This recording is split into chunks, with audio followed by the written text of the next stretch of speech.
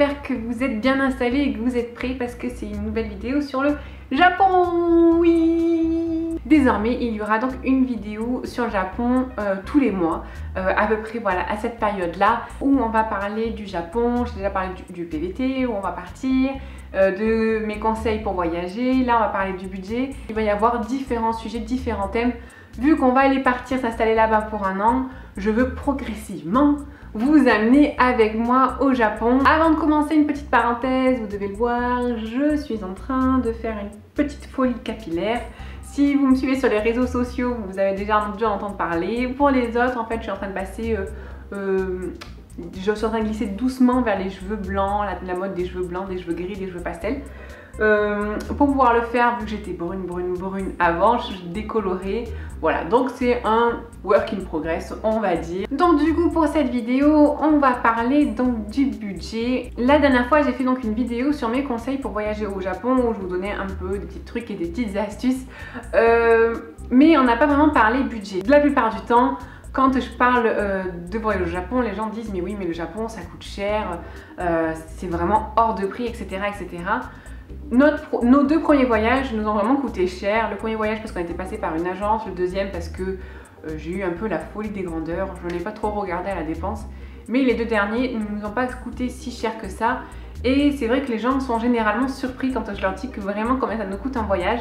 Donc du coup je me suis dit que ça serait peut-être sympa d'aborder le sujet avec vous et poste de dépense par poste de dépense, on va voir un peu ensemble à peu près combien ça coûte. Donc comme je le disais, je ne vais pas trop revenir sur le premier voyage parce que donc on était passé par une agence. L'agence, dont j'ai tout noté, hein, l'agence nous avait pris 4300 €, donc c'est pour deux, hein, 4300 € pour l'avion. Il y avait également les deux passes JR 14 jours, donc les passes JR sont des passes qui permettent de prendre le train en illimité pendant 14 jours, et également les hôtels. Donc pour ces trois gros postes de dépenses, ça nous avait coûté 4300 €. Pour 14 jours, nous allons voir ensemble, vous le verrez plus tard, à quel point passer par une agence, ce n'est pas ce qu'il y a de plus rentable. Et sur place, on avait fait à peu près 2000 € de dépenses, sachant qu'à l'époque, le yen était très bas.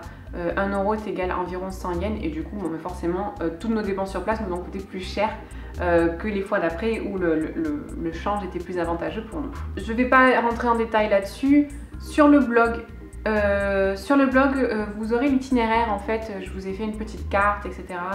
Avec l'itinéraire, si jamais ça vous intéresse de savoir voilà, pendant ces 14 jours ce qu'on a fait. Je vais faire ça pour tous les voyages. Donc voilà, surtout si vous voulez avoir tous les budgets écrits et également les itinéraires, c'est sur le blog que ça se passe. Je vous mettrai bien entendu le lien dans barre d'infos. Voilà, donc ce premier voyage-là, on va le mettre de côté et je vais vous parler maintenant des trois autres voyages. Ce sont des voyages que j'ai organisés moi-même de A à Z. Et en plus, donc là-bas, j'avais pris, chaque année, j'ai pris un carnet de voyage en fait, où il y avait jour par jour toute l'organisation et je notais également toutes les dépenses qu'on pouvait avoir. Donc vraiment par poste de dépenses, j'ai tous les détails et donc on va vraiment parler de ça vraiment de façon très détaillée. Je pense que ça peut être hyper intéressant pour vous. Premier poste donc de dépenses, donc c'est l'avion. J'en avais déjà un peu parlé dans ma précédente vidéo sur les conseils. Le plus cher qu'on ait payé, mis à part l'agence, c'est 1900 € pour deux. On avait fait un Montpellier-Paris, Paris-Tokyo, on avait pris Air France et on s'était un peu craqué, on s'était dit bon bah maintenant, l'expérience d'avant avec l'escale c'était vraiment long, on voulait absolument un trajet direct. Donc on avait pris ça, c'est celui qui nous a coûté le plus cher concrètement. Le billet qu'on a pris le moins cher c'était avec Air France et c'était l'année dernière, donc en avril 2015. Où on est parti à 3 et on a payé 1800 €, donc on a payé 600 € chacun pour faire un Lyon-Paris, Paris-Tokyo en direct. C'est vraiment le meilleur billet qu'on ait trouvé, mais là je vous renvoie donc à la vidéo précédente pour savoir à peu près comment faire pour choper des prix qui soient pas très élevés. En gros, il faut compter entre 600 et 800 € par personne pour l'aller-retour au Japon. Deuxième poste de dépense, ce sont les passes JR. Donc les passes JR, j'en ai parlé dans la précédente vidéo sur mes conseils. Le pass JR donc permet de voyager en illimité pendant 1, 2 ou 3 semaines. C'est très rentable parce que le train coûte très cher au Japon. En gros, la première fois, on avait pris un pass JR de 3 semaines. ça nous avait coûté 900 €. Le troisième voyage qu'on a fait, là on n'en avait pas pris. Je vous expliquerai pourquoi après. Et ensuite, le quatrième voyage, on avait pris de 2 semaines et ça nous avait coûté 680 € pour deux. Pour conclure, si jamais vous vous déplacez, vous voulez visiter beaucoup d'endroits au Japon, clairement le Page JR c'est un incontournable. Troisième poste de dépense, donc, ce sont donc les hôtels et on avait découvert cette chaîne avec notre premier voyage, donc avec l'agence, et après on est quasiment passé uniquement chez eux. Il s'agit de la chaîne d'hôtels Toyokoin. Toyokoin, c'est en fait considéré comme des business hôtels, mais en fait il y a quand même énormément de touristes qui y vont. Ce sont des hôtels qui ont très bon rapport qualité-prix. Les chambres sont pas très grandes, mais elles sont, on a quand même la place à deux, ça va, on se marche pas dessus. Les chambres sont exactement les mêmes d'un hôtel à l'autre, ça c'est assez hallucinant, de la moquette au-dessus du lit, enfin au mobilier, tout est pareil. Mais en termes de rapport qualité-prix, c'est vrai qu'ils sont très bien placés. En plus, à savoir, c'est qu'il y a le petit déjeuner qui est inclus. Ils ont un site internet de réservation en anglais qui est très bien fait, donc vous pouvez réserver vos hôtels avant de partir, ce qui est plutôt conseillé parce que des fois, en fonction de la période, il n'y a plus de chambres disponibles, donc clairement, voilà, vous pouvez réserver. Je vous mettrai le lien en barre d'infos et sur le blog. Des Toyokoin, il y en a vraiment partout dans le Japon, c'est hallucinant. Je sais pas combien il y a d'hôtels en fait au Japon, mais il y en a vraiment partout. Je vous conseille en fait de faire la carte Toyokoin, qui est en fait une sorte de carte de fidélité. Elle est payante, elle coûte 1500 yens, donc en fonction de quand vous partez, on va dire aux alentours de 12 €. Mais vous la rentabilisez vraiment très vite. Quand vous allez en fait réserver vos hôtels sur internet, vous allez le voir, vous payez pas en fait, hein. Juste vous réservez vos nuits. Il faut quand même donner un numéro de carte de crédit au cas où vous annuliez en fait, mais sinon c'est pas ça qui est débité du tout. Vous allez donner votre nom, etc. Et donc en fait vous allez réserver tous vos hôtels. Une fois arrivé sur place et dès votre première nuit, je vous conseille donc de faire la carte de fidélité. En gros on vous prend en photo, vous la payez, mais cette carte en fait vous permet d'avoir des réductions tout le temps. Ça varie en fait en fonction si c'est le week-end, la semaine, si à ce moment-là il y a des événements, bah forcément la réduction sera moins importante. C'est entre 5 et 10% par nuit. En soi, c'est pas énorme, mais ça permet quand même de faire de petites économies. Mais le gros avantage de cette carte, c'est qu'au bout de 10 nuits, en fait, vous cumulez des points à chaque nuit que vous passez et au bout de 10 points, vous avez une nuit gratuite. Bref, voilà, donc là, ce sont mes conseils. En fait, en gros, si vous cherchez un hébergement qui soit pas trop cher, mais qui a un très bon rapport qualité-prix, où vous allez bien dormir. Revenons-en donc maintenant au budget. Combien l'hôtel a pu nous coûter donc pour les 3 voyages qu'on a pu faire. Premier voyage, donc l'hôtel nous a coûté 950 € pour 15 nuits. 15 nuitées, donc 950 € pour deux. Là, je parle toujours donc en termes de chambre double. Sachant qu'on avait passé une nuit en ryokan à 160 €. Le ryokan, ça coûte assez cher, mais je vous conseille quand même. Après, c'est assez cher, mais il faut savoir que vous avez le repas du soir et le petit déjeuner qui est inclus. Sachant que les repas sont vraiment des repas très traditionnels. Et grâce à ça, nous avons eu la chance de pouvoir goûter au natto. C'est dégueulasse à savoir, mais à goûter pour une expérience totale du Japon. Pour notre deuxième voyage, l'hôtel nous a coûté 780 €. Nous sommes restés 14 nuits. Et nous avions également fait un ryokan qui nous avait coûté un bras, genre voilà, 300 €, mais c'était pour notre anniversaire de mariage. Nous avons passé un ryokan à Hakone où il y avait une petite rivière en contrebas et on a privatisé un bain juste pour nous, où on était tout nus en plein air au bord de la rivière, c'était vraiment top. Voilà, mais ça nous avait coûté quand même assez cher, mais on avait mangé... Je suis désolée hein, quand je commence à parler du Japon, je ne peux pas m'arrêter. Nous avions mangé des sashimi de faisan. Et aussi surprenant que ça puisse être, c'était un régal. Voilà. Et quatrième voyage, donc là je vais vous donner le prix pour nous, chambre double Maxime et moi, et également le prix pour une personne seule, vu que ma maman était partie avec nous et que elle en général elle était de son côté et nous du nôtre.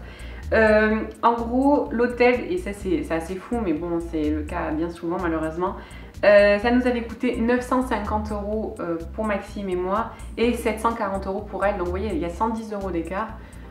C'est vraiment pas le prix divisé par deux parce que en général de toute façon elle avait une chambre double en fait normale et en fait elle était toute seule quoi, donc bon c'est un peu logique. Voilà, donc en gros ça nous a coûté entre en fonction du nombre de nuits, mais ça nous a coûté aux alentours de 800-900 euros d'hôtel pour nos 3 voyages. Quatrième poste de dépense donc qu'on va aborder, il s'agit des transports.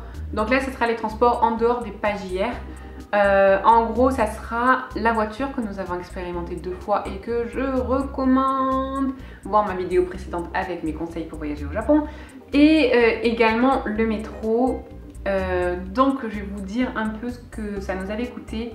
Deuxième voyage, on n'avait ni l'un ni l'autre. On n'a payé ni métro ni voiture parce qu'on avait fait tout avec le pass JR comme je l'avais dit tout à l'heure. Troisième voyage, on était resté, en fait, on n'avait pas pris de pass JR, on était resté uniquement sur Tokyo. On avait vraiment visité Tokyo de fond en comble et je pense qu'on n'a pas tout fait. Et donc on était resté 12 jours à Tokyo et ça nous avait coûté 240 euros pour 2 en métro. Bien entendu, je vous renvoie également à ma vidéo sur les conseils où en fait on avait mis, à l'endroit c'est mieux, on avait mis notre argent sur les Suica et donc ça nous avait coûté 120 euros par personne. Voilà, donc sur 12 jours, ça nous avait coûté à peu près 10 euros par jour par personne de transport, de métro pour balader dans Tokyo.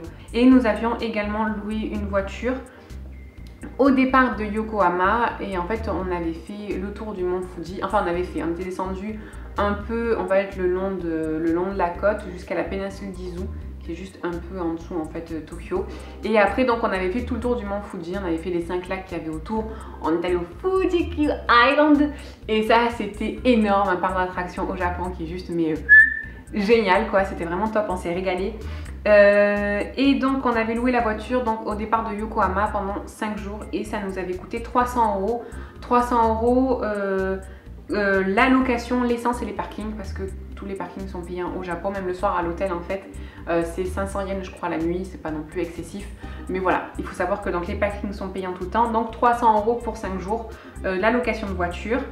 Et donc notre quatrième voyage, celui que l'on avait fait avec ma maman. Là donc, nous avions également pris les pass JR, je le disais tout à l'heure, sur 2 semaines. On avait également pris un peu le métro parce que du coup le moment où on était à Tokyo en fait les pass JR étaient plus valables et ça nous avait coûté 80 euros pour 2.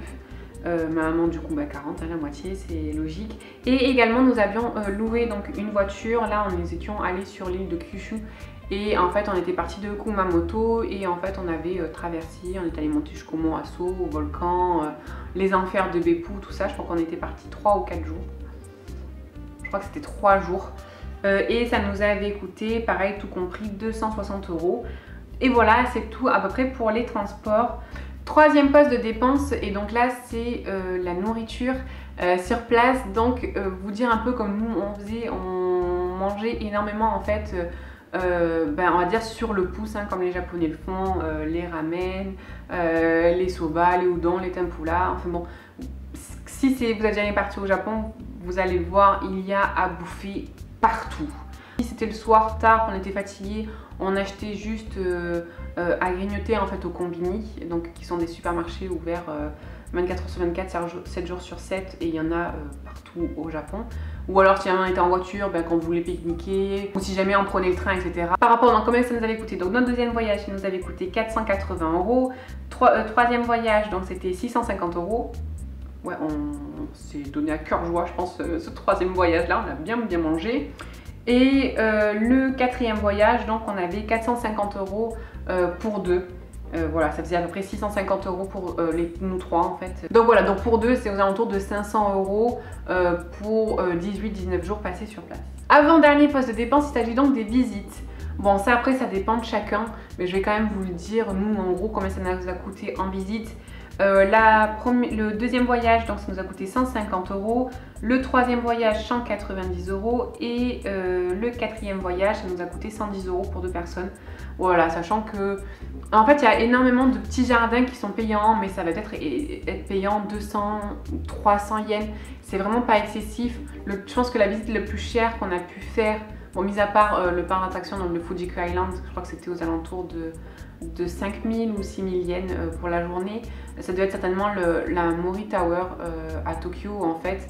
C'est une des grandes tours où en fait il y a une vision à 360 de Tokyo qui est super bien, mais elle est payante comparée à celle de le Metropolitan Building qui est gratuite. Elle est payante, mais en fait vous avez un super musée d'art contemporain et une exposition temporaire. Et après, dernier poste de dépense. Alors ça c'est pareil, ça dépend énormément des personnes, mais moi je trouve que c'est un poste de dépense c'est un budget que je garde toujours assez important. Je le dépense ou je le dépense pas, mais voilà, c'est les souvenirs en fait, parce que moi j'aime énormément ramener des trucs du Japon. La première année, ça nous avait coûté à peu près 900 € de souvenirs. Alors c'est une blinde, hein, ça nous avait coûté vraiment très cher, mais en fait j'avais fait quasiment le tour de tous les book-off. Donc les book-off, ce sont des boutiques en fait où ils vendent des livres, des CD, des DVD, des jeux, etc. d'occasion. Et en fait j'avais complété ma collection de CD et de DVD d'Ayumi. Donc du coup ça nous avait coûté un peu un bras, 900 €, ouais c'était quand même assez cher. Et sinon, voyage numéro 3, 600 € et voyage numéro 4, 640 € aussi. Donc voilà, donc là je vous ai parlé un peu des budgets en vrac, mais maintenant je vais vous donner au global sur les voyages combien ça coûte. Je pense que c'est ça aussi qui peut vous intéresser. Le premier voyage, donc j'en ai déjà parlé, mais je vais faire un petit récapépète de tout. Ça nous avait coûté donc 6300 € pour deux pour 14 jours. C'est clairement le voyage qui nous a coûté le plus cher, vous allez voir, vous allez rapidement vous en rendre compte. Le deuxième voyage nous a coûté 6100 € pour 18 jours sur place. Sachant que voilà, il nous a coûté celui-là également cher, mais déjà moins cher que celui d'avant et pour plus longtemps. Mais donc j'ai ramené énormément de souvenirs d'Ayumi comme je disais tout à l'heure, et également sur place j'ai fait plusieurs dates de concert d'Ayumi et ça m'a coûté 440 € juste en place de concert. Donc voilà. Voyage numéro 3, et donc là c'est les deux, enfin le voyage numéro 3 et le voyage numéro 4 sont les voyages qui nous ont vraiment coûté le moins cher. Voyage numéro 3 donc, nous a coûté 4300 € pour 17 jours sur place.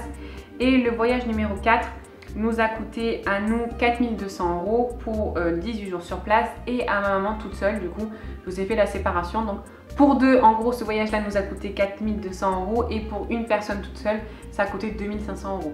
Voilà, cette vidéo est terminée, j'espère qu'elle vous aura plu. Si c'est le cas, surtout abonnez-vous, il y aura encore plein de vidéos sur le Japon. Et puis de toute façon dans quelques mois, je vous emmène avec moi là-bas. Et puis également, si vous avez des questions, n'hésitez pas. J'ai été ravie de voir qu'il y avait des questions lors de ma précédente vidéo en fait, où je donnais mes conseils sur le Japon. Voilà, j'aime parler du Japon, j'aime partager mon expérience. J'attends presque que ça, j'ai envie de dire. Je vous dis donc à la semaine prochaine pour une nouvelle vidéo et au mois prochain pour une nouvelle vidéo sur le Japon. Salut!